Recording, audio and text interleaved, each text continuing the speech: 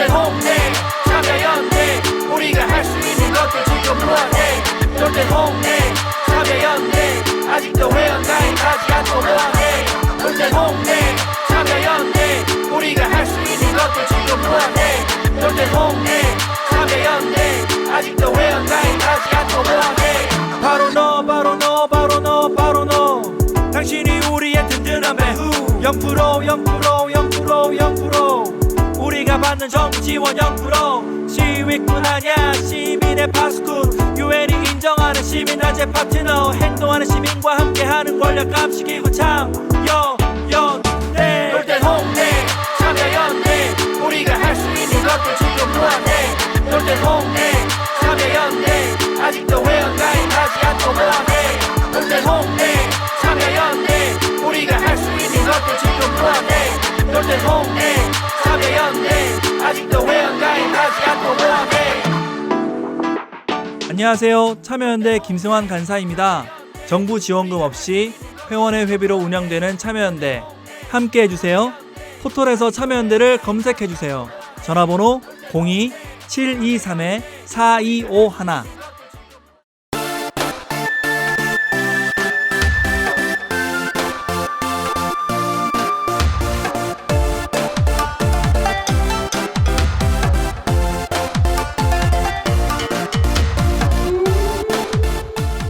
국내 유일의 아시아 전문 팟캐스트 아시아팟.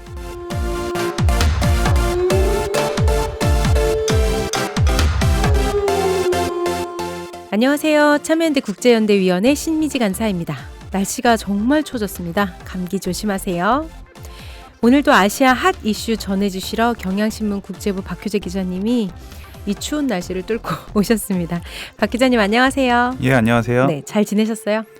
예, 오늘 좀 추워가지고 추웠죠? 고생한 거 빼놓고 옷이 좀 얇았어요. 제가 아까 볼 때 옷이 얇아 보이시더라고요. 아니요, 외투는 좀 두꺼워요. 아, 괜찮아요. 네, 걱정 안 하셔도 됩니다. 한 달 만에 뵙는 것 같아요. 지난 한 달 동안에도 아시아에서 되게 다양한 일들이 있었는데요. 아무래도 청취자들께서는 언론에서 많이 보도되고 있는 홍콩 시위 소식을 많이 들으셨을 것 같아요. 많이 안타까워하셨을 것 같고 어떻게 하면 좋을지 정말 답이 잘 안 보여서 더 속상했을 것 같은데요. 홍콩 소식은 사실 워낙 많은 곳에서 나오고 있어서 오늘은 넘어가기로 하고요. 다른 아시아 이슈도 한번 들어보는 시간으로 가져보도록 할게요. 박 기자님, 아시아에서 어떤 이슈들이 있었습니까? 네, 일단 첫 번째 소식은 네. 인도 법원이 그 힌두교도와 이슬람교도들 사이에서 모두 다 성지라고 주장하는 곳에 힌두교 사원만 들어설 수 있다 이런 판결을 내렸다고 해요. 아무래도 큰 틀에서 보면 그 인도의 나렌드라 모디 총리가 네. 힌두 민족주의를 굉장히 강하게 밀어붙이고 있는데 굉장히 더 노골화되고 있다. 이런 배경을 설명드리기 위해서 가지고 와봤습니다. 좀 신기한 소식인데 인도에서 그것도 일어난 일인 건데요. 잘 모르는 분들이 많을 것 같아요. 그래서 구체적으로 어느 지역에서 있는 지역인지 그리고 어떤 판결인지 이런 것도 좀 소개해 주세요. 네, 그 인도 북부에 있는 우타프라데시 주에 있는 아요디아 사원 부지인데요. 이 소유권을 두고 힌두 교도와 무슬림 교도들이 굉장히 오랜 세월 다퉜습니다. 그런데 지난 9일이었죠. 네. 대법원이 사원 부지 소유권이 힌두 교도 그리고 힌두 교도 단체들한테 있다고 판결을 한 거예요. 왜 힌두교들한테? 힌두 교도들한테는 약간 좀 의미가 좀 깊은 곳인데요. 네. 힌두교도에서 숭배하는 신들 중에 라마가 있는데 이 라마가 태어난 곳으로 믿고 있다고 해요. 그 장소가요? 네. 그리고 이곳이 그동안에는 힌두교 성지였는데 무슬림들이 침략을 해서 아마 16세기 초쯤으로 지금 추정하고 있는데 그때 힌두교 사원을 파괴하고 그곳에 대신 이슬람 사원, 모스크를 세웠다 이렇게 주장을 해요. 그러니까 너희들이 돌려줘라. 그렇죠. 빼앗은 땅이니까 다시 돌려줘라. 이렇게 얘기를 하고 있는데 반대로 무슬림들은 무슨 소리냐. 우리가 그동안 대대로 예배를 봐온 곳인데 이제 와서 이렇게 하는 것은 말이 되지 않는다면서 맞서고 했죠. 근데 법원은 왜 그러면 힌두 쪽으로 손을 들어준 거예요? 이게 정말 일방적인 인도 힌두교도들한테 유리한 증거만 네. 가지고 왔는데 고고학 연구소라는 곳이 있대요. 이곳에서 제출한 보고서를 보니까 그 힌두교도 그 양식처럼 보이는 건물 잔해 같은 것들이 그 모스크 아래에 있다. 그래서 아무래도 그 힌두교들이 주장한 대로 여기는 힌두교도들의 성지였고 그렇기 때문에 돌려줘야 된다. 이렇게 판단을 했습니다. 옛날 땅을 파보니 옛날 그 묻혀 있는 게 힌두교들의 그게 들어있다. 네, 이슬람 그러니까 정확하게 말하면 이슬람 양식은 아닌 것 같은 요상한 이슬람 물건들이 양식이 있다. 아니다. 네, 그래서 손을 들어줬다. 왜 이 얘기를 들으니까 이스라엘과 팔레스타인이 생각났어요.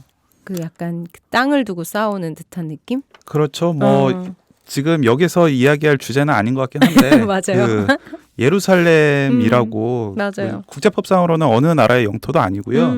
예루살렘이 굉장히 좀 재미있는 곳인 게 유대 교도들, 기독교도들 그리고 무슬림 신자들이 모두 성지로 여기는 곳이에요. 그래서 뭐 진짜 복잡한 곳이죠. 예, 굉장히 다양한 그런 양식들이 볼 수가 있고 뭐 그런 것들이랑 연결지어서 생각해 보면 이것도 그렇게 크게 다르지 않다. 그렇게 그쵸. 보실 수 있을 것 같아요.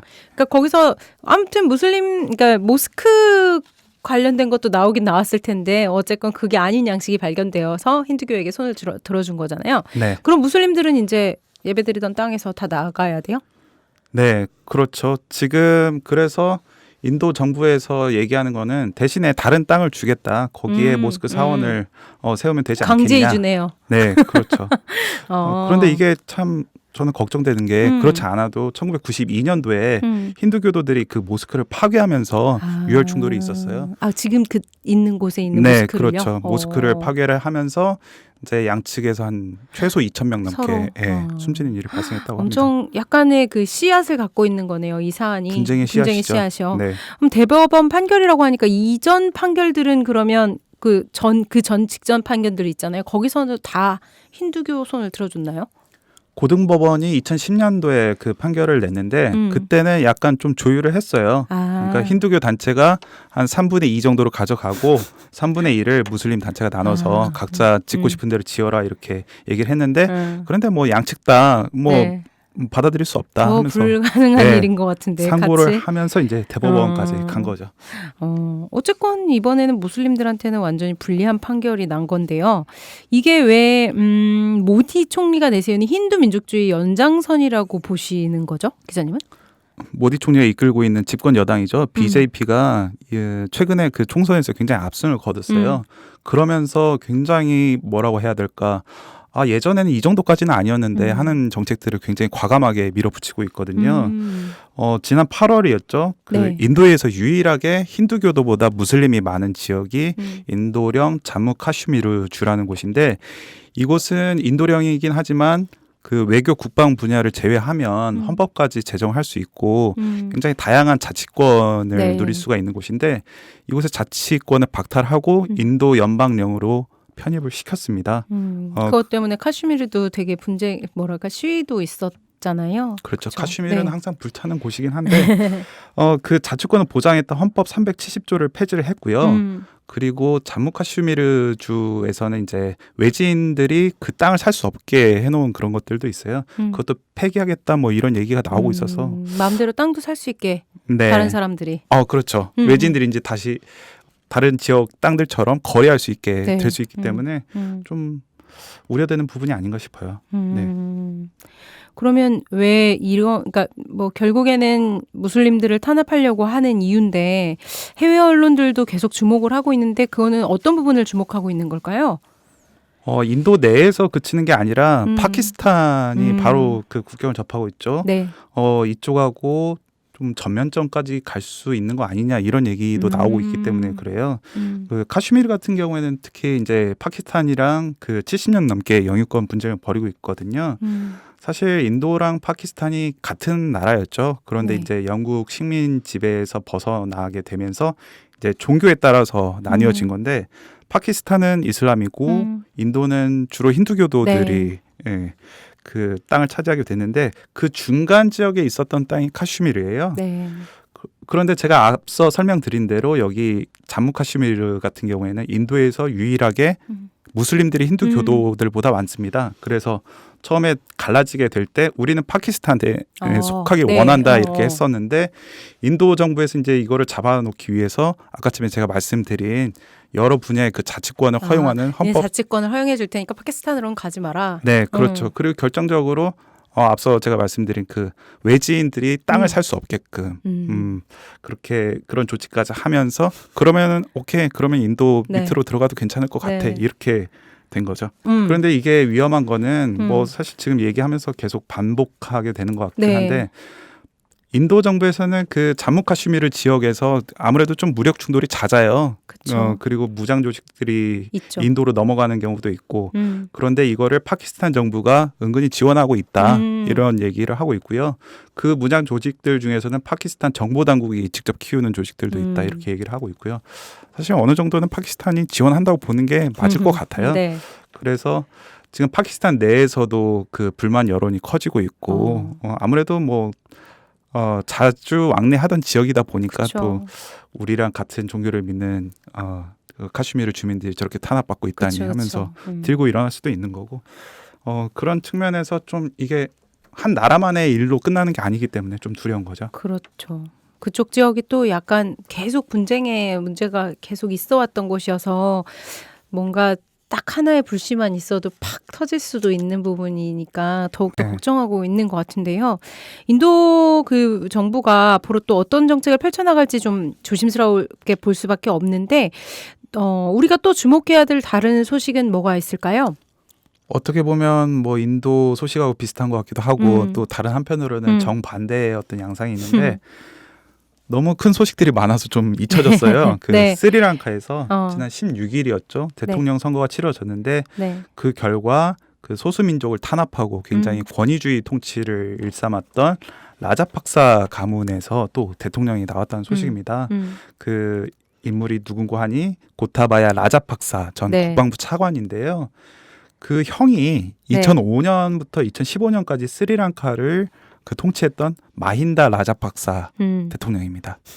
그 대통령의 동생이 네. 지금 다시 대통령이 되신 거죠. 예, 어떤 가문인지 좀 그림이 그려지시죠. 네, 예. 네.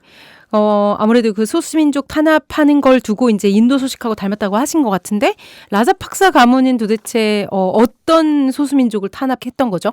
그 타밀족이라는 소수민족이 있는데 예, 들어봤어요. 타밀족은 뭐 다양한 종교를 믿습니다. 힌두교도 믿고 기독교도 믿고 뭐 다른 종교도 믿는데 주로 힌두교를 믿고요. 스리랑카는 그런데 불교도인 싱할라족이 다수죠. 네. 이 싱할라족이 힌두 타밀족을 탄압하는 건데요. 그 마힌다 라자팍사 전 대통령 같은 경우에는 재임기 중간쯤이었죠. 2009년도에 네. 타밀족 반군과 싸움을 끝냅니다. 이게 굉장히 오랫동안 지속된 내전이었는데 25년 만에 내전을 끝내면서 좀 지지 여론도 있었고요. 긴 내전을 종식시킨 그렇죠. 사람이었던 거네요. 네. 그런데 그 과정에서 민간인들도 많이 학살이 됐어요. 최소 한 4만 5천 명 정도가 학살이 됐을 4만 걸로 5천 명이요? 네, 와. 그렇게 추정이 되는데 또 그리고 문제가 되는 거는 내전이 끝난 뒤에 그 타밀족뿐만 아니라 반정부 목소리를 내는 언론인들을 잡아다가 살해를 했다. 그런 의혹도 받고 있습니다. 그리고 그 형을 도와서 이번에 당선된 고타바야 라자팍사 대통령도 앞장서서 소수민족을 탄압해 왔기 때문에 좀 우려가 더 커지고 있는 거죠. 타밀족들은 그러면 엄청 떨고 있겠는데요. 그렇죠. 그러면 근데 이렇게까지 해서 15년에 어쨌건 그런 비난도 받았고 정부가 그 끝난 거였잖아요. 근데 이 사람을 다시 약간 죽은 시체를 불러들이듯이 다시 불러온 이유는 나이도 70살이더라고요. 네. 엄청 나이가 많은데 그 사람이 다시 당선된 건 정말 어떻게 특별한 케이스라고 할 수 있는데 왜 그런 거예요? 사실 굉장히 그 충격적인 사건이었는데 이 사건도 좀 묻혔죠. 네. 지난 4월 달에 부활절 연쇄 폭탄 테러가 있었습니다. 저희도 한번 다뤘었어요. 네, 뭐 수도뿐만 아니라 뭐 한 8, 9군데에서 동시다발로 뭐 자폭 테러라든지 차량 폭탄 테러가 일어났었는데 그때 이제 이슬람 극단주의 무장 조직 그 IS에 충성을 맹세한 조직원이 주도해서 일으킨 테러였어요. 그러면서 최소 250명이 사망한 맞아요. 걸로 집계가 되고 있는데 이게 2001년도 9.11 테러 이후에 해외에서 일어난 이슬람 극단주의 테러 중에서 가장 많은 사망자가 발생한 테러라고 합니다. 아, 그래요? 그런 통계가 있었군요. 아무래도 그렇기 때문에 그 안보 불안 우려가 네. 커지게 되죠. 그럴 때마다 항상 이렇게 뭐 민주주의보다도 이제 좀 무력을 앞세워서 그 그 안정된 사회를 만들기를 원하는 분들이 있죠. 네. 그러면서 이제 권위주의 통치에 대한 향수까지 커지고 그러면서 라자팍사 가문이 다시 집권할 수 있는 기회를 잡은 거죠. 스리랑카 국민들의 안보 불안감은 정말 이해하지만 이 권위주의 통치자가 다시 돌아왔을 때 또 어떤 일이 생길지 정말 모를 일인데요. 이 때문에 소수민족들이 더 탄압받는 일은 없었으면 정말 좋겠습니다. 네. 자, 이제 오늘 본격적으로 할 이야기는 무엇인가요, 기자님? 미국 CNN이 단독 보도를 했는데요. 네. 굉장히 흥미로워서 제가 가지고 왔습니다. 그 최근에 네. 그 IS 이슬람 국가죠. 이슬람 국가가 동남아 글로벌 대도시들 대표적으로 홍콩 그리고 싱가포르, 네. 타이베이에서 일하는 동남아 그 인접국 국가 출신 가사 도우미들을 자기네 조직에 끌어들이기 위해서 굉장히 공을 들이고 있다는 소식입니다. 어떤 이유로 그런 거죠? 그 해외에서 일하는 이주 가사 도우미들이 아무래도 이슬람 극단주의에 물들기 쉽다고 판단을 해서 이런 건데요. 그리고 제가 이 소식을 가져온 거는 정말 크게 큰 틀에서 얘기하자면 IS가 지금 시리아 이라크에서 물러났잖아요. 네. 물리적 거점은 잃어버린 상태인데 네. 그러면서 다른 아시아 국가로 눈을 돌리면서 이런 전략을 택하는 거여서 진출을 이쪽으로 판을 돌리신 거네요. 그렇죠. 네. 그 큰 연장선상에서 이 해외 이주 가사 도우미들에게 눈을 돌리는 거 아니냐 이렇게 보고 좀 설명을 드리기 위해서 가지고 왔습니다. 되게 뭐랄까 신선한 소식이고 되게 걱정이 되는 소식 중에 하나인 것 같아요. 우리나라에도 이주 도우미들 계시잖아요. 그래서 약간 동남아는 아니지만 근데 왜 해외 이주한 가사 도우미들이 이들의 타깃이 될 수밖에 없는 거예요?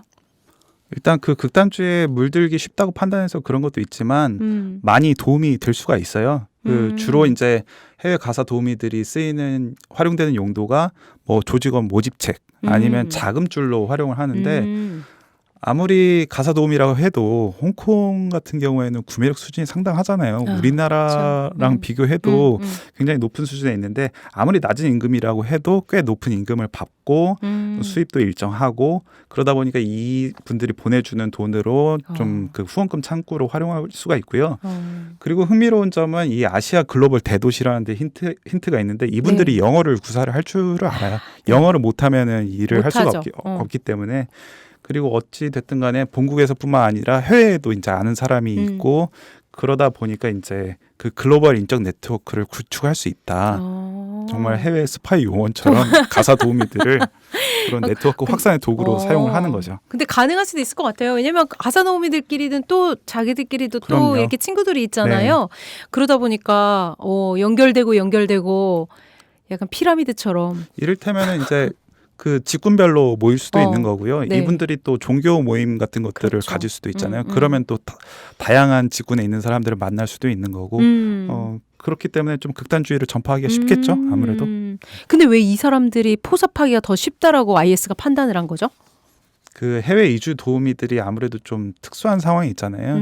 뭐 해외 이주 도우미가 아니더라도 해외 나가서 언어도 다르고 문화도 너무 다르고 쓸쓸해지고 힘들어지고 정신적으로 아무래도 좀 고립감을 느낄 수밖에 없는데 더군다나 가사 도우미라는 게 아무래도 좀 폭력적인 환경에 노출되기 쉽고 그렇잖아요.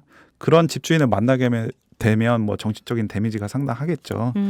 그래서 IS가 이분들의 그런 정신적인 약간 좀 공황 상태라든지 그런 걸 파고드는 건데 그 중에서도 1순위가 되는 사람들이 이혼을 경험했거나 아니면은 많은 빚을 지고 입국하시는 분들을 주로 타겟으로 한다고 어려운 합니다. 사람들을 좀 더 타겟으로 잡아서 꼬시는 거군요. 그렇죠.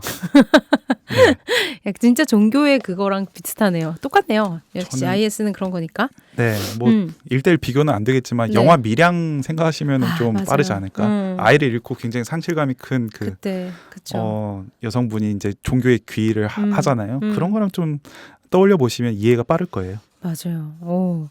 IS가 이분들한테 어떻게 접근했는지도 좀 궁금한데요. 직접 가진 않았을 것 같고. 오프라인에서 접근하기는 쉽지가 않죠. 그렇죠. 그래서 처음엔 주로 소셜 미디어를 활용했는데 그것도 이제 표적 타겟을 잡아서 하기는 어렵고 끌어들이는 거죠. 그러니까 예를 들면 페이스북 페이지에 굉장히 나 무슬림이요, 나 신실한 무슬림이요, 당신들의 어떤 그런 힘든 점들을 내가 다 들어주고 들어주겠다. 뭐 소통해 주겠어 뭐 이런 식으로 프로필을 꾸미는 거죠. 그러다 보면 이제 그렇지 않아도 힘들어하시는 분들이 종교를 가지고 있는 분들이 무슬림인 분들이 종교의 도움을 받으려고 하는 경향이 있는데 그런 여성분들이 끌어당겨지는 거죠. 그러면 이제 포섭됐다 싶으면은 암호화 메신저 앱이죠. 텔레그램 같이 약간 추적하기가 어려운 그런 메신저를 통해서 자신들이 설파하려고 하는 그런 사상들을 주입을 시킵니다. 지금 CNN이 인터뷰한 그 인도네시아 싱크탱크 집계에 따르면 정확한 숫자는 아니지만 수백 개 단위의 어떤 텔레그램 그 메시지 방이 있다고 하고요. 재밌는 점은 이제 가사 도우미들을 끌어들이기 위해서 이분들이 관심을 가질 만한 가사 정보라든지 뭐 이렇게 하면 설거지가 잘 된다. 정말 치밀하다. 네. 아니면은 뭐 가사 도우미라는 게 여러 일을 하잖아요. 그쵸. 살림살이도 하지만 애를 키울 수도 화장실 있고. 깨끗하게 지우는 뭐 때를 지우는 방법 뭐 이런 걸 올릴 수도 그래서 있겠네요. 관련 뭐 살림 정보라든지 육아 정보라든지 이런 것들을 해서 미끼를 놓는 거죠. 정말 이게 무서운 거는 이 유인의 최종 단계는 IS 연계 조직원이라고 하죠. IS와 관계를 맺는 조직의 대원들과 결혼을 시키는 거죠. 이렇게 되면 더 정말 더 견고한 네트워크가 되고 되는 거고 충성도가 높아지고. 그렇죠. 되게 치밀한 것 같아요. 무서운 조직입니다. 네. IS. 제가 뭐 최근에 들었을 때는 아프리카 쪽에도 진출을 했다고 들었었는데 아프리카 쪽에는 되게 많은 새들이 있다고 들었었어요. IS가. IS 사실 중동 쪽에만 그 IS가 판을 칠 거라고 생각하는데 네. 같은 같은 그 종교권인 북아프리카 지역에도 있고요. 그리고 또 그쪽에서 영향을 받은 뭐 많이 들어보셨을 텐데 그 나이지리아 치복걸 납치 사건 아시죠? 거기에 나오는 참 들었지만 그거를 주도한 단체 보코하람 같은 경우도 IS 보코하람은 들었어요. IS 연계 조직이고요. 그렇구나. 이제는 그래서 아시아 쪽으로 오시는 거구나. 그러면 어느 나라 출신들이 지금 가장 많이 포섭됐대요? 일단 그 CNN 보도에 나온 걸 보면은 거의 대부분 인도네시아 출신들이었어요. 아무래도 인도네시아가 이거는 모르시는 분들이 많을 것 같은데 인구 숫자로만 보면 인도네시아가 세계 최대 무슬림 국가입니다. 맞아요. 워낙 인구가 많다 보니까 지금 인도네시아가 국교를 택하고 있지는 않지만 한 80-90% 정도가 하다 보니까 억 단위가 되는 거죠. 그래서 지금 그 인도네시아 싱크탱크가 집계한 걸로는 지금 IS에 포섭된 한 50명, 최소 50명 정도로 파악하고 있는데 그 중에 거의 90%가 인도네시아 출신들이다. 그리고 그리고 그 중에서도 한 90% 정도가 홍콩에 머무르고 있는 걸로 추정이 되고 있습니다. 저희가 사실 아시아팟 지난번 그러니까 기자님하고 하는 아시아팟 말고 또 다른 그 기획 아시아팟은 인도네시아를 2회에 걸쳐서 들었었거든요. 그래서 인도네시아 이슬람화가 되는 그런 이야기가 있었는데 요건 또 다른 이야기 중에 하나인 것 같아요. 그런데 그게 좀 연관관계가 있는 게 지금 인도네시아가 굉장히 그 극단화된 이슬람들 무슬림들의 목소리가 좀 커지고 있거든요. 자꾸 커진다고 하더라고요. 이번에 당선된 조코이 대통령도 사실 집권 초기만 해도 그러지 않았었는데 이분들의 그 표를 의식하지 않을 수가 없는 거죠. 그러면서 그분들의 요구에 좀 맞춰주는 형태가 되다 보니까 아무래도 인도네시아 사람들도 이제 좀 극단주의 쪽으로 좀 많이 치우치게 되는 것 같아요. 그럼 이렇게 포섭된 가사 도우미들은 가서 어떤 활동들, 뭐 차감책이랑 뭐 이런 걸 한다고 하시는데 구체적으로는 어떤 일들로 도와요? IS를? 주로 모집책으로 활용이 되는데요. 그 네트워크한 친구들과 이렇게 해서 모집하는 거예요? 그렇죠. 그러니까 일단은 온라인에서 포섭이 되고요. 그다음에 이 포섭된 분들이 이제 오프라인 종교 모임 같은 데 나가서 다른 가사 도우미들을 유인하는 역할을 하고요. 그리고 그 보도에서 나온 한 사례를 보면 그 한 가사 도우미가 다른 도우미들한테 돈을 걷어서 그 인도네시아에서 활동하는 조직에 자금을 보냈다고 하기도 하고요. 그리고 인도네시아에 있는 IS 연계 조직들이 홍콩을 경유해서 시리아에 들어갈 수 있도록 항공편까지 준비했다고 합니다. 역할이 되게 많네요. 할 수 있는 게. 일단 아무래도 가장 무서운 거는 자기가 직접 테러에 가담을 하는 거죠. 그러니까요. 그래서 실제로 정확하게 몇 명이 그 테러에 가담했는지는 알 수가 없어요. 그런데 입국 시도로만 보면 최소 한 12명 정도가 시리아 입국을 시도를 했고요. 이 중에 4명 정도가 홍콩을 경유해서 들어간 걸로 추정이 됩니다. 그래서 왜 이분들이 직접 테러에 가담했을 수도 있겠다고 판단을 하냐면 그 시리아 입국하려다가 사전에 발각돼서 싱가포르에서 잡힌 분이 있어요. 인도네시아 분이었는데 이분은 이제 당국에 잡혀서도 나는 IS의 일원이 돼서 내가 자살폭탄 테러를 저지르려고 했다. 이렇게 밝혔다고 합니다. 그러니까 진짜 무서운 거는 테러를 직접 저지르는 사람이 되는 건 거잖아요. 그렇죠. 이거 어떻게 막을 수 있어요? 테러를 저지르는 걸 어떻게 막을 수 있을지가 참 고민이 될 것 같은데요.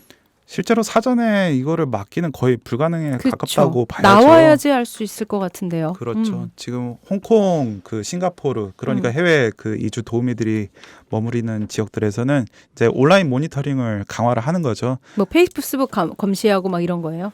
그렇죠. 그러니까 뭐 가사 도우미에만 한정해서 할 수는 없고요. 그 입국할 때부터 이제 해외 이주 노동자들이라고 크게 한 카테고리가 생기잖아요. 네. 이제 이분들이 이제 소셜 미디어에 어떤 게시물들을 올리는지 좀 모니터링을 하면서 굉장히 이슬람 극단주의 사상에 좀 그 기운이 보인다 하면은 바로 발견 즉시 추방을 합니다. 근데 문제는 그렇게 하면 홍콩이랑 싱가포르는 위험이 없어지겠죠. 네. 그런데 거기로 돌려 보내진다라는 어떻게 하라는 건지. 그렇죠. 그래서 실제로 그 싱가포르에서 보모로 일하던 그 인도네시아 가사 도우미가 지난해였던 걸로 기억하는데 수도 자카르타에 있는 대통령궁에 있는데 거기서 자폭 테러를 저지르려다가 다행히 사전에 발각이 됐죠. 이런 그 머물렀다가 다시 돌아가는 분들의 테러는 어떻게 막을 것이냐. 그거는 이제 그 주변국들과 긴밀하게 소통을 해야겠죠. 그러면서 이러이러한 그 위험한 인물이니 잘 모니터링을 해주길 바란다. 그리고 뭐 인터폴 간의 어떤 협력 체계도 있어야 될 거고요. 근데 이게 뭐 하루아침에 생기는 건 아니니까요. 그렇죠. 네. 그리고 저는 또 걱정되는 게 이런 이유로 이주 도우미, 이주 노동자들에 대한 약간 감시 같은 게 계속 강화돼서 그 일을 안 저지를 사람들에 대한 감시도 강화돼서 약간 뭐랄까 인권 침해 같은 것도 되게 발생할 수 있겠다 이런 생각이 들기도 해요. 그렇죠. 아무래도 이런 좀 무서운 일들이 일어나면 좀 의심의 시선을 바라볼 수밖에 없고 그렇지 않아도 노동 강도가 센 이 가사 도우미들이 그렇죠. 더 노동 사각지대에 몰리게 그쵸. 될 수 있는 거죠. 실제로 그러면 지금 동남아에 뻗치고 있는 이 가사 도우미들을 활용한 테러 같은 것들이 이제 앞으로는 더 많이 확대되고 늘어날 수밖에 없을 것 같은데요. 그렇죠. 그럴 수밖에 없는 게 제가 서두에도 말씀드렸지만 IS가 시리아와 이라크에서 완전히 그 물리적인 거점을 잃어버렸어요. 그리고 또 최근에는 그 IS의 수계죠. 아부 바크르 알 바그다디가 미군 작전으로 사살까지 됐습니다. 네. 이제 상징적인 존재가 사라진 거기 때문에 네.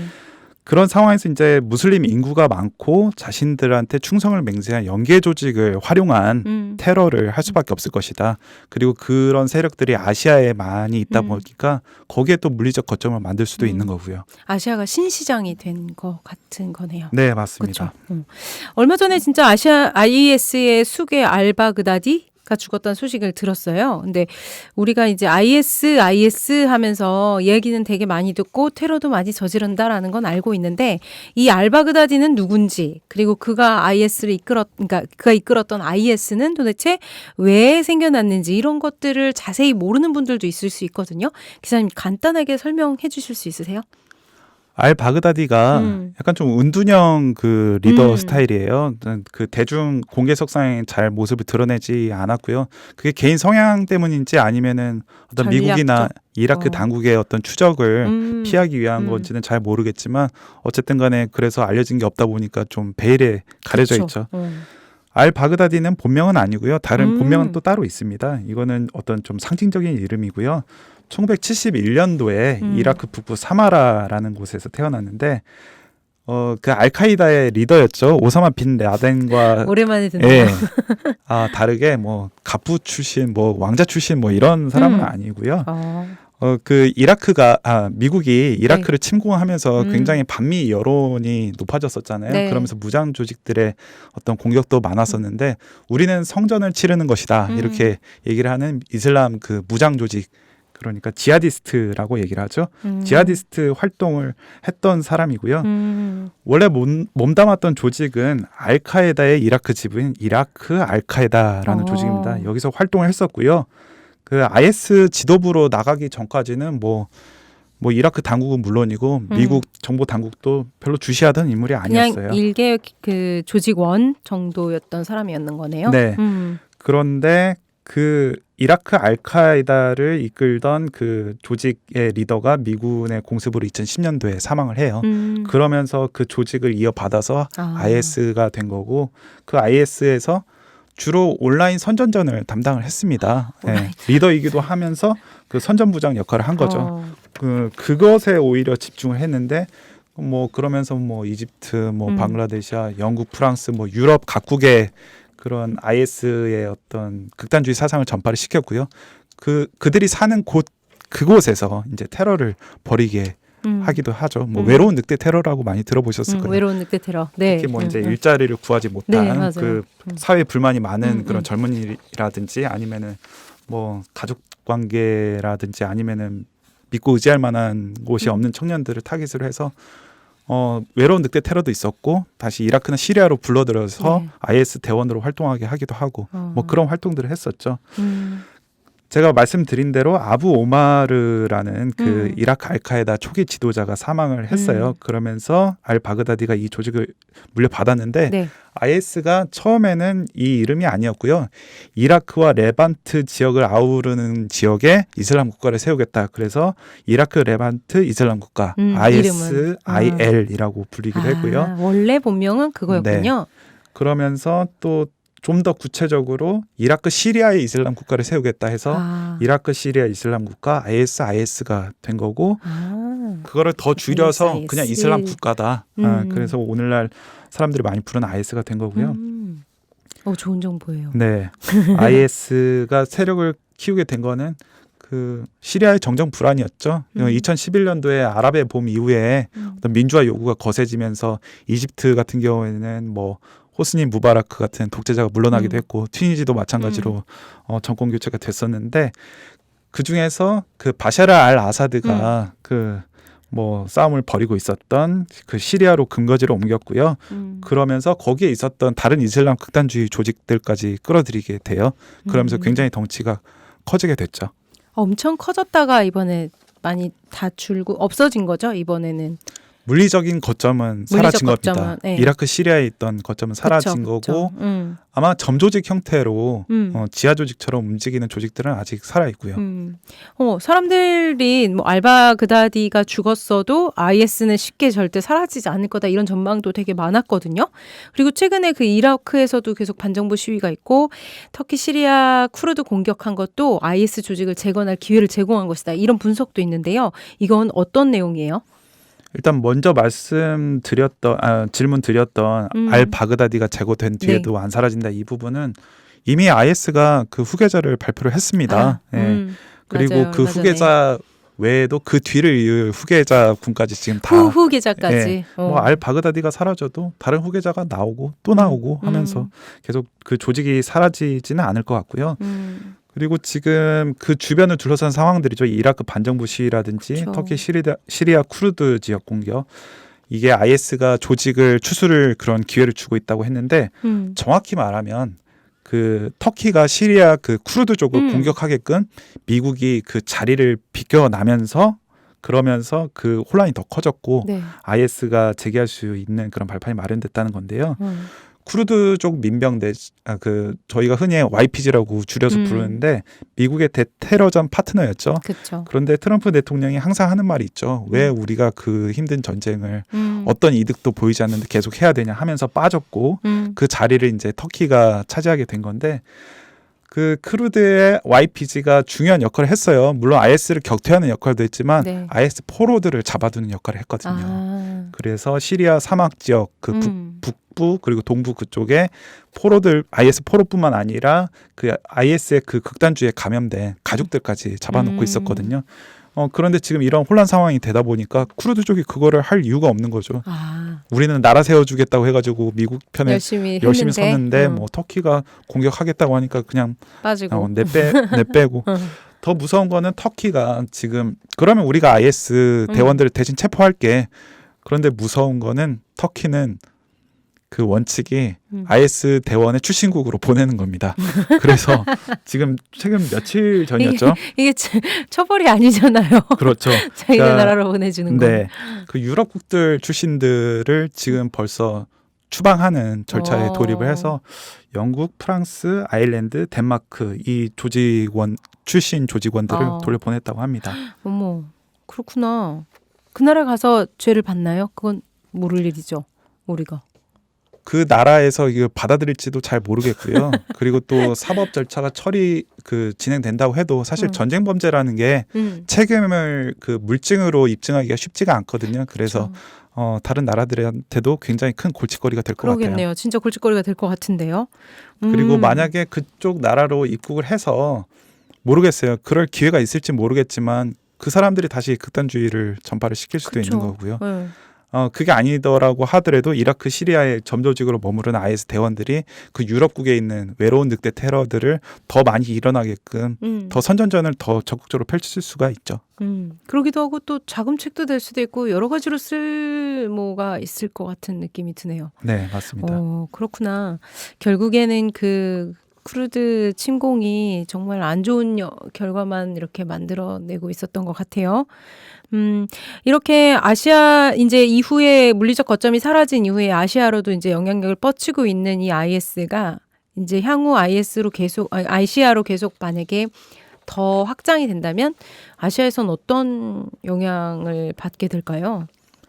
일단 그 IS가 아시아로 눈을 돌리는 거는 사실 그 물리적 거점이 없어지기 이전부터 어느 정도 준비 작업을 벌였어요. 네. 그거는 뭐 막을 수 있는 흐름이 아닌 것 같고요. IS가 일단은 지금 뭐 물리적 거점을 잃어버렸기 때문에 네트워크도 많이 파괴가 됐고 아주 뭐 본격적으로 테러전을 펼치기는 힘들 거고요. 네. IS의 충성을 맹세한 제가 앞서 말씀드린 아시아의 다른 연계 조직들을 활용해서 테러전을 펼칠 걸로 예상이 되고요. 실제로 그 인도네시아 싱크탱크가 인터뷰한 그 가사도우미 중에 한 명은 IS 모집책한테 그 필리핀 남부 민다나오 섬으로 이주를 오라 이렇게 권유를 받았다고 해요. 그런데 왜 이곳으로 오라고 했냐면 이곳은 그 IS의 충성을 맹세한 그 필리핀의 IS 이슬람 반군 조직 그 아부사야프 그리고 마우테 이 조직들의 본거지입니다. 그래서 제커리 아부자라는 그 미국 국방대 교수가 CNN 인터뷰에서 이렇게 얘기를 했는데 IS가 최근 추종자들한테 그 필리핀 민다나오 섬에 새로운 이슬람 제국을 세워라. 제가 앞서 말씀드린 대로 물리적 거점을 아시아에 세울 수도 있다. 이런 우려가 우려가 아니라 실제 현실화될 수 있는 가능성도 있는 거죠.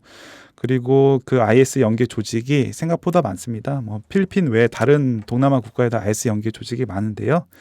인도네시아에는 자마 안사르 달루 JAD라는 조직이 있고요.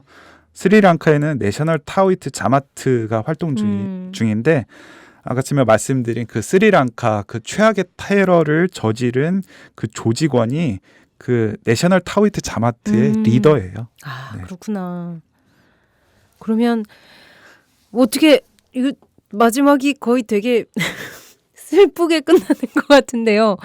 테러 같은 거에 좀 안전한 곳이 아시아 뭐 우리 쪽 그러니까 한국도 그렇고 이런 쪽들이 좀 일본 이런 데가 테러에선 좀 안전하다고 생각했는데 그러지 않을 수도 있겠다.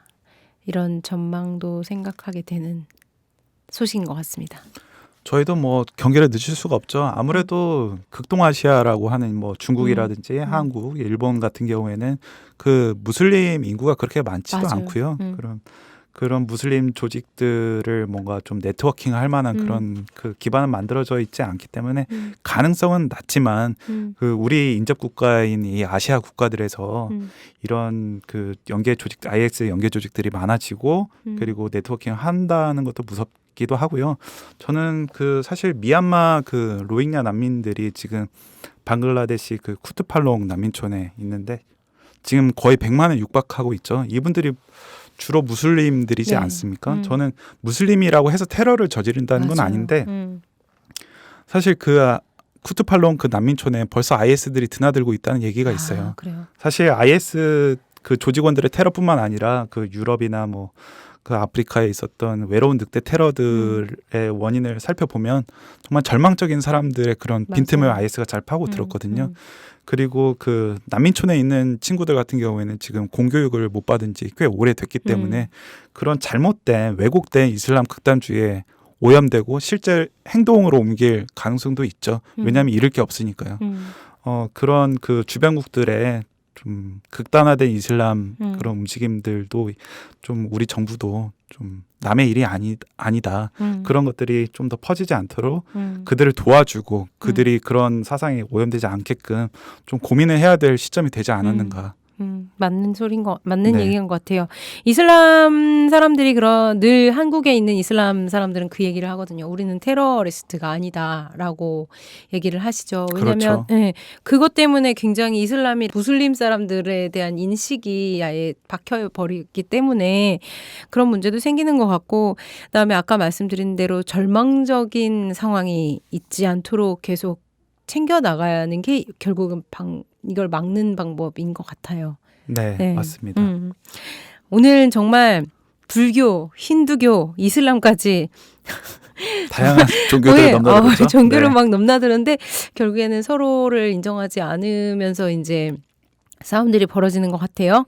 종교가 아시아에 주는 영향력이 어마어마하다는 사실을 다시 한번 깨달은 것 같고, 그건 뭐 사실 모두가 똑같은 얘기겠지만, 그리고 종교 믿는 게 참 나쁜 건 아닌데요.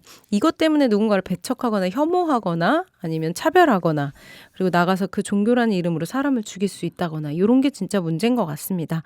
박 기자님, 오늘 생생한 아시아 핫 이슈 전해주셔서 정말 감사드리고요. 날씨가 많이 추워졌습니다. 감기 조심하시고 새로운 소식 들고 곧 다시 뵙겠습니다. 감사합니다. 네, 감사합니다.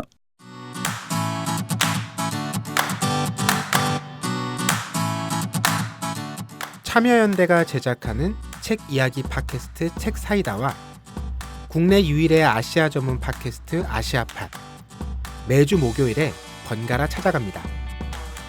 정부 지원금 없이 회원의 회비로 운영되는 참여연대입니다. 청취자 여러분, 참여연대 회원이 되어주세요. 포털 사이트에서 참여연대를 검색하시거나 참여연대로 전화 주시면 됩니다. 전화번호는 02-723-4251 02-723-4251입니다.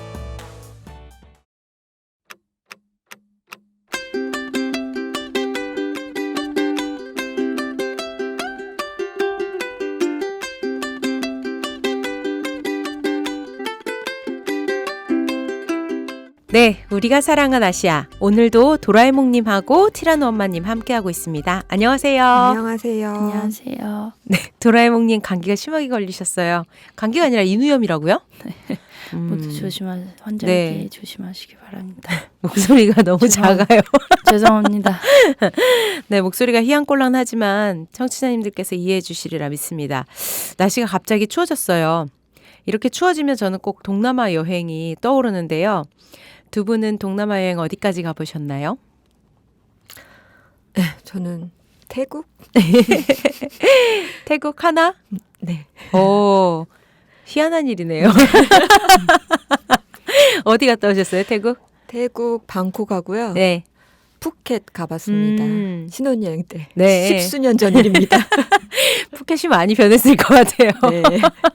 방콕은 회의 때문에 갔다 오셨어요? 네, 출장으로 음. 한 번은 인권 관련한 교육 받으러 갔었고요. 음. 한 번은 사회권 관련해가지고 아시아 단체들 같이 회의가 있어가지고 네, 다녀왔습니다. 네. 호텔 구경만 하고 오신 거 아니에요? 호텔에서 묵을 리가 있나요? 네. 푸켓은 뭐가 좋았어요? 푸켓요? 너무 오래전 일이라서 다시 해변에만 있었던 거 아니에요? 아니요. 아니에요? 네, 다시 가고 싶네요. 아, 그래요? 네. 다른 분이랑 가시면 더 네, 좋겠네요. 신혼여행 가고 싶습니다. 농담이에요. 형부 괜찮으시죠? 같은 생각하고 있는 거 아닐까요? 도라에몽님 혹시 목소리는 안 좋지만 네. 갔다 오신 곳 있어요? 기억에 남는. 네, 여러 곳들 갔었는데요. 네.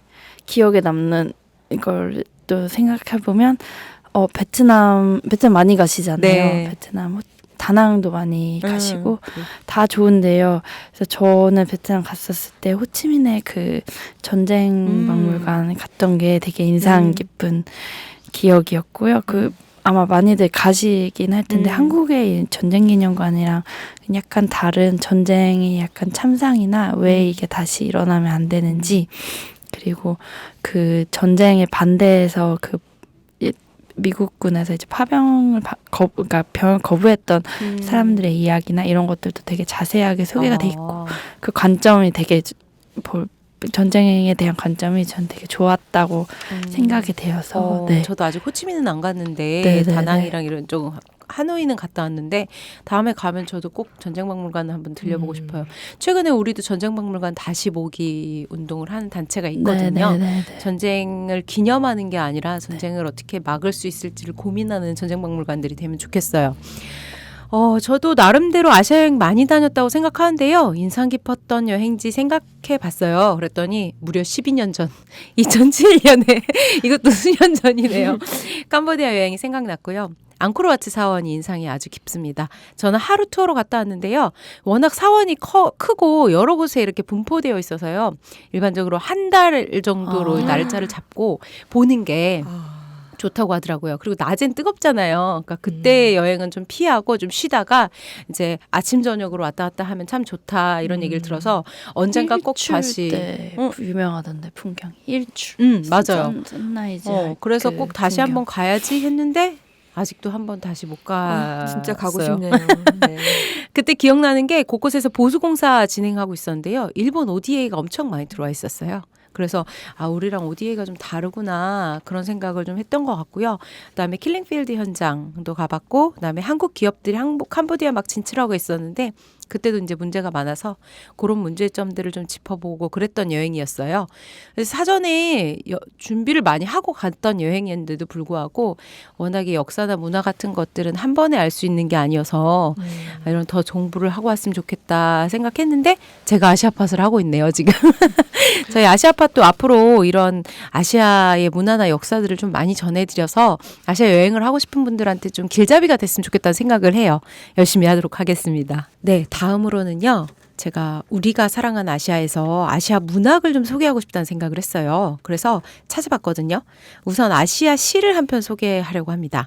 오늘은 미얀마 시인 티사니의 시 인류에 관한 짧은 역사라는 시를 읽어드리려고 해요. 티사니는 미얀마 양곤에서 출생했고요. 필명이에요. 본명은 예미시라고 합니다. 그다음에 63년에 고등학교 졸업하고 대학교는 중퇴를 했대요. 정치에도 관심이 많았고 인권운동에도 적극적이었다고 합니다. 그의 첫 번째 시, 그 저녁은 슈마와 잡지를 통해서 발표됐고요. 시뿐만이 아니라 단편소설, 산문, 비평, 풍자, 기사 등 다양한 글을 저술한 사람이고요. 미얀마 근대시 및 근대 단편소설계의 선구자 중 한 사람으로 손꼽히고 있다고 합니다. 한번 읽어봐 드릴게요. 인류에 관한 짧은 역사. 물처럼 모이고 물처럼 흐르는 공중전화와 공적인 말과 공원. 구름은 닮았으나 구름처럼 형태가 달라 사냥꾼에서 농부로, 농부에서 노예로, 노예에서 노동자로 변모한다. 활과 화살, 썰에, 피라미드, 단두대, 전투, 이데올로기 모두 불길처럼 번지다 마침내 불꽃처럼 사그라든다.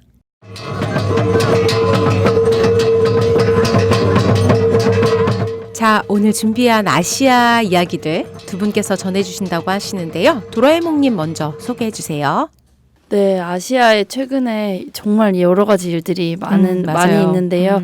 오늘 앞에도 IS 관련해서 이야기를 나눴던 걸로 알고 있는데 이라크 소식을 짧게 전해드리려고 해요. 그래서 뉴스에서 종종 보셨을 수도 있는데 지금 반정부 시위가 2달 넘게 계속 진행되고 지속이 되고 있습니다. 기사가 별로 많이 안 보여서 그렇죠. 네, 근데 되게 지금 전 세계적으로는 되게 심각한 문제고, 그다음 바그다드랑 좀 바스라 쪽 남부 쪽 중심으로 이제 시작된 시위인데요. 이게 실업난이랑 실업률이 굉장히 높다 그래요. 그래서 부정부패, 공공 서비스 부족, 경제난 등 총체적으로 문제가 있으니 현재 내각을 총사퇴라라고 시대가 요구하고 있다고 하고요. 근데 문제는 군이랑 경찰이 이제 실탄 물론이고 최루탄 강경 진압이 계속 이어져서 사망한 시민이 지금 300명이 지금 넘은 상황입니다. 진압으로. 홍콩 말고도 또 이렇게 많은 네, 시위로 되게- 죽는 사람들이 있군요. 네, 진압 상황이 굉장히 폭력적인 진압이 이루어지고 있고 부상자가 15,000명이 넘었다는 통계도 있더라고요. 그래서 실탄을 실제로 맞거나 최루탄을 맞아서 즉사한 시민들도 있는 상황이고요. 그래서 실업률이 굉장히 높다고 하는데 여러 통계가 있지만 지금 경제 활동을 할 수 있는 인구의 17%가 실업 상태라는 통계도 있더라고요. 청년 실업률도 굉장히 높다고 하고.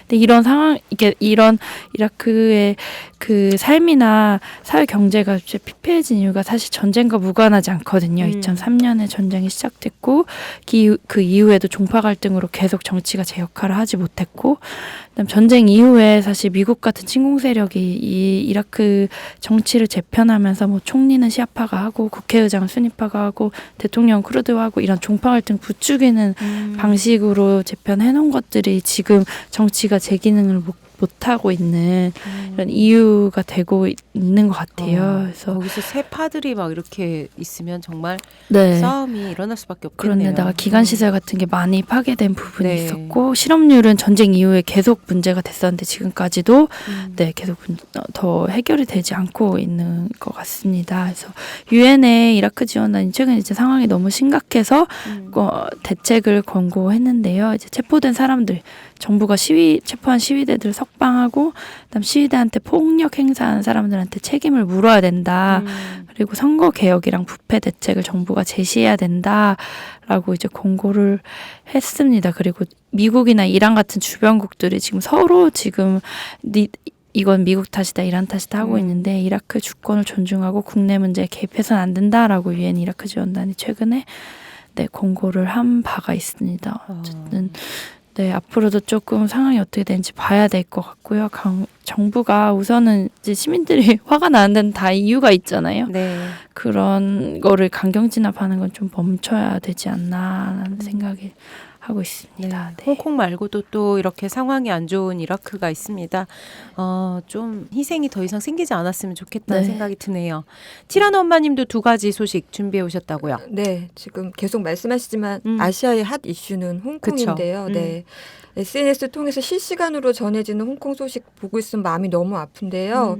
워낙 급박하게 상황이 변화하고 있기도 하고 또 여러 경로들을 통해서 많은 소식 접하고 계실 거라 생각을 해서요. 네. 오늘은 언론에서 비중 있게 다루고 있지 않은 캄보디아랑 라오스 소식 전해드리려고 네. 해요. 아시겠지만 캄보디아는 훈센이 지금 35년째 독재를 하고 있는데요. 네, 2017년에는 제1야당 캄보디아 구국당 캠소카 총재를 국가전복 기도 혐의로 강제 구속시키고 또 그 구국당 자체를 강제 해산시켰어요. 네. 그래서 지도부 118명에 대한 정치 활동도 금지를 시켰고요. 그리고 집권 여당을 비판하는 기사, 이런 기사를 써왔던 기자들 구속하고 언론사 폐간시키고 또 SNS 통해서 정부 비판하는 글을 쓴 사람들을 색출해서 체포하고 있습니다. 그래서 시민사회 역시 되게 크게 위축이 된 상황인데요. 캄보디아 다시 갔다 와야겠네요, 제가. 네. 네. 이런 상황에서 그 프랑스에 지금 망명 중인 캄보디아 구국당 삼능시 대표 대행이 캄보디아 독립기념일인 지난 11월 9일에 귀국하겠다고 했었어요. 네. 그래서 귀국 앞두고 서울도 방문하겠다고 했어가지고 저희가 이제 삼능시 대표한테 직접 맞아요. 들어보는 캄보디아 민주주의에 대한 간담회도 준비했었는데 우리 홍보도 많이 했었는데 네, 그렇죠. 결론적으로 말씀드리면 방한 일정도 갑자기 취소가 됐고 캄보디아행 역시 좌절이 되었습니다. 일단 보도에 따르면 지난 7일에 프랑스 파리에서 태국 방콕으로 향하는 비행기에 오르려고 했는데 탑승 허가가 거부가 됐어요. 네. 그래서 탑승을 하지 못했고요. 그 들리는 얘기에 따르면 태국에서 육로로 캄보디아 입국하려고 했던 것 같아요. 근데 이제 어쨌든 태국 총리가 반정부 인사가 태국을 활동 무대로 쓰는 걸 용인하지 않겠다라고 말했다고 하고요. 이후에 이제 삼능시 대표는 말레이시아 의원 초청으로 개인 자격으로 그냥 말레이시아를 방문을 했습니다. 그리고 빠른 시일 내에 캄보디아로 돌아가겠다라고 의사를 밝히긴 했는데 추후 계획에 대해서는 네, 말을 아끼고 있는 상황이고요. 들어가긴 쉽지 않을 것 같네요. 네, 사실 근데 이번 원래 들어가겠다고 한 적이 있었어요. 작년에도 한번 들어가겠다고 해놓고 이제 안 들어간 거죠. 그래서 안 들어가는 거냐, 못 들어가는 거냐, 사실은 네, 알 수 없는 일이긴 하지만 네, 훈센이 어쨌든 계속해서 독재를 하고 있는 상황에서 이렇게 들어오면 바로 네, 바로 구속시키겠다고 잡아가는 노래도 만들어서 맞아요. 그렇잖아요. 깜짝 놀랐어요. 조롱하는 총리가 노래. 조롱하는 노래를 만들어갖고 홍보를 하는 걸 보고서 네. 그래서 아마 쌈마이가 아닌가. 네. 그렇습니다. 그래서 캄보디아도 사실 너무 지금 걱정이 되는 어떤 상황이죠. 내용이었어요? 그 훈센 총리가 만든 노래는? 노래 자체 가사는 무슨 연인에게 하는 고백 같아요. 너를 기다리고 있어. 뭐 이런 거 있잖아요. 너를 이렇게 애타게 기다리고 있는 내 마음 알까? 뭐 이랬던 거 같아요. 너무 네, 네. 대박인데? 그걸 조롱하는 그렇죠. 이제 네. 어쨌든 다 강제 나 해산시키고 너 다 기다리겠어. 오면 죽여버릴 거야. 막 이런 구속해놓고 그다음에 이제 들어온다고 하면 약간 가만두지 않겠다 이런 조롱하는 약간 노래로 했던 것 같아요. 무시무시하네요. 네.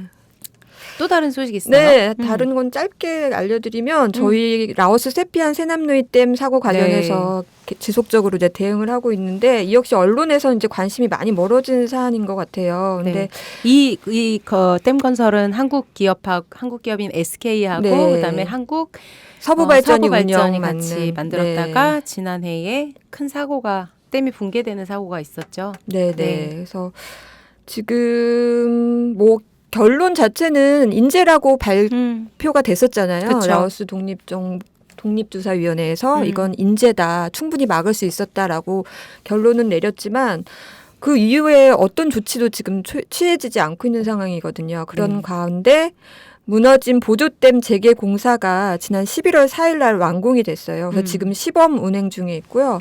본댐도 거의 다 이제 완공이 돼서 12월 6일부터 가동이 된다고 합니다.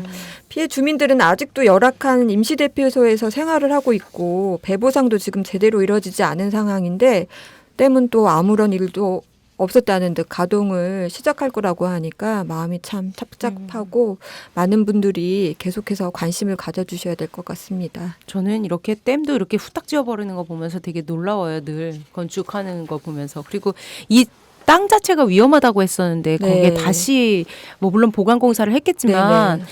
어떤 사고가 또 날지 좀 모르겠습니다. 그래서 계속 저희가 책임을 아무래도 느껴야 되는 사고인 것 같고요. 이 부분에 있어서는 우리 ODA가 들어갔잖아요. 예, 시민들의 관심과 감시가 계속 필요한 것 같습니다. 네. 놀 땐 홍대 참여연대 우리가 할 수 있는 것들 지금 뭐해 놀 땐 홍대 참여연대 아직도 회원가입 하지 않고 뭐해 놀 땐 홍대 참여연대 우리가 할 수 있는 것들 지금 뭐해 놀 땐 홍대 참여연대 아직도 회원가입 하지 않고 뭐해 바로 너 바로 너 바로 너 바로 너 당신이 우리의 든든한 배후 0% 우리가 받는 정부 지원 0% 시위꾼 아냐 시민의 파수꾼 유엔이 인정하는 시민화제 파트너 행동하는 시민과 함께하는 권력 감시기구 참여연대 놀 땐 홍대 참여연대 우리가 할 수 있는 것들 지금 뭐해 놀 땐 홍대 참여연대 아직도 회원가입 하지 않고 뭐해 놀 땐 홍대 참여연대 우리가 할 수 있는 것들 지금 뭐해 놀 땐 홍대 참여연대 아직도 회원가입 하지 않고 뭐해 여러분 알고 계세요? 아시아팟 다음 같이에서 모금함을 열었어요. 아시아팟이 2017년부터 저희가 준비를 하고 계속 진행 중인데요. 벌써 35회째를 맞았어요. 금방 끝날까 걱정했는데 그래도 계속 하고 있는데 저희가 아무래도 조금 더 많이 알리고 많은 시민들하고 함께 할 수 있었으면 좋겠다. 그리고 응원도 받았으면 좋겠다 싶어서 같이의 모금함을 열었습니다. 약 한 달 반 정도 모금을 진행할 예정인데요.